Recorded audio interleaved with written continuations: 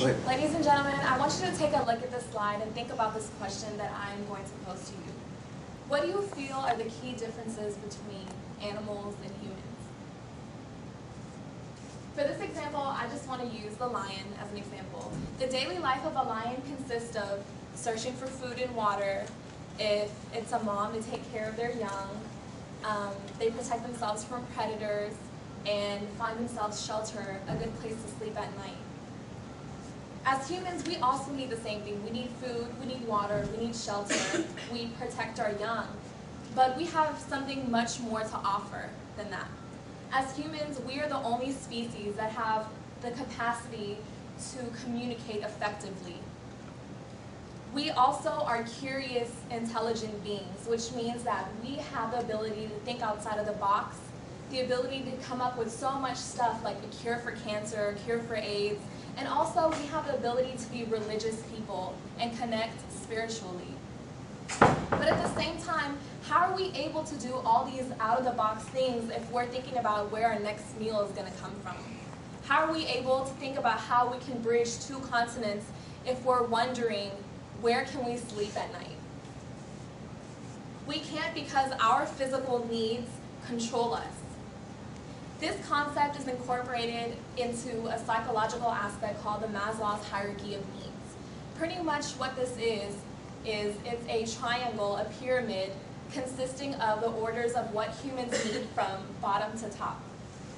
At the bottom, we have our physical needs, then we have our safety needs, we have our love and belonging, and then we have our esteem and self-actualization. And I'll go into this concept a little more deeper in a few moments. The problem with this arises when people take this concept and use it in a very negative way.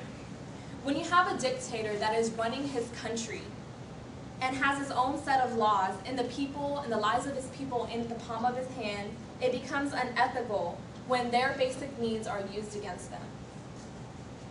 In this presentation, I would like to use the specific topic of Qaddafi, who is the current leader of Libya.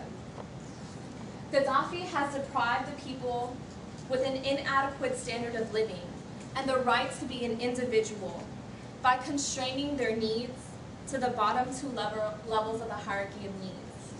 In this way, he has continued his reign of terror by not allowing people to be fully functional as intelligent and thoughtful human beings. So I want to backtrack a little bit and go over the Maslow's Hierarchy of Needs. This is Abraham Maslow. He wrote this hierarchy of needs in 1943, and what he did was he studied the elite population. He studied people like Albert Einstein, Frederick Douglass, people like that, and he also studied the top 1% of college students because he felt that if you study an unhealthy specimen, then your results will be unhealthy. And so this is what he came up with. First, we start off with the physiological or your physical needs. These are oxygen, food, water. Then we have safety, which means that your ability to be secure. And this doesn't just mean protecting yourself from predators or having a place to sleep at night, but it also includes having a steady rate of employment, having income to work with. Next, we have love and belonging. This is your feeling of being wanted. That's why you have your family members who love you. That's why you're in romantic relationships. Next, you have your esteem. The esteem is very important because it's your self-worth. You feel like you want to accomplish something. You feel like you have some kind of confidence in some sense. And the last one is called self-actualization. And this is when you think outside of the box, you forget what everyone is telling you to do, and you fulfill your own potential. The bottom four are called your D needs. And the reason why is if you don't have those four needs, then you can't progress to your self-actualization, and you will constantly feel anxious and tense and feel like some part of your life is missing. So I want to relate this to how the dictator Qaddafi is controlling his people. So Libya is a country in North Africa. Qaddafi has been the de facto leader of that country for 40 years now. So we're going to start off with the physical needs first.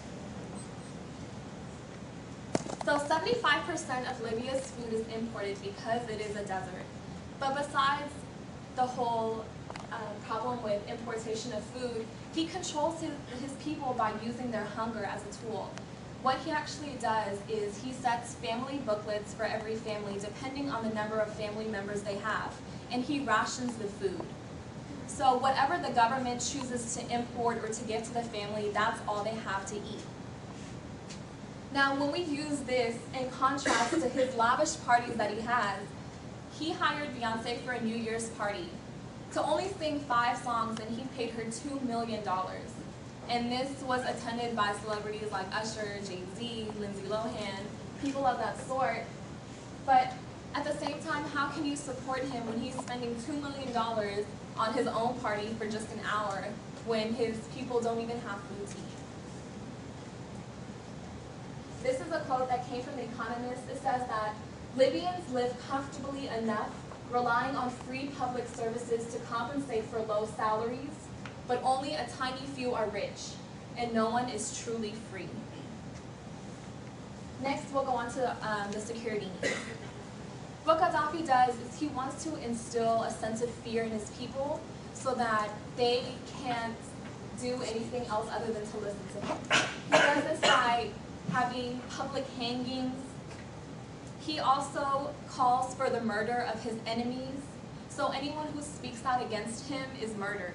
And this is quite scary because he has called for assassins to go worldwide and find his enemies and kill them. So that's why the Libyans are very quiet and they don't speak out against him. There's numerous examples of this. For example, he forbade the use of Berber, which is the people that live in Africa. They're non-Arabs, but he also said that they're poisonous and pretty much just, he talks bad about them all the time. Also, because Qaddafi is involved in international terrorist attacks, the repercussions of that don't hit him, but rather hit his people. So if he's going to bomb planes, the country whose plane that belongs to obviously is going to attack back by launching bombs into his country, still instilling that fear with his people. This is another quote. It says, "The lack of stability creates a sense of fear. Under this unpredictable condition, the fear of unknown becomes the constant variable in Libyan society." Love and belonging is next. Of course, this dictator can't control relationships, he can't control family values and things like that, but he can control the kind of groups that people are involved in. This is demonstrated when people are not allowed to take part in political parties. There's no political parties, they're all banned in Libya. Also, the religions that you are able to practice are very strictly narrowed down. In fact, he has his own version of Islam, which is the nationwide religion, you can say. So in this sense, he's not allowing the people to feel like they're part of something. The fourth one is called esteem. And self-esteem, when you're not allowed to have all these aspects to be a true individual and to show your worth, how can you have a sense of self-esteem? How can you have confidence? You can't, because you're forced to be another number rather than to be an individual.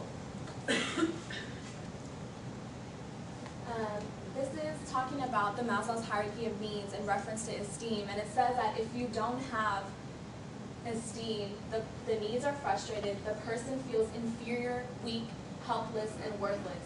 This is very important because this is exactly what Qaddafi is trying to do. He's trying to make the people feel like they can't do anything. And so that's why the people just give up and sit back and relax quietly. The last one is self-actualization.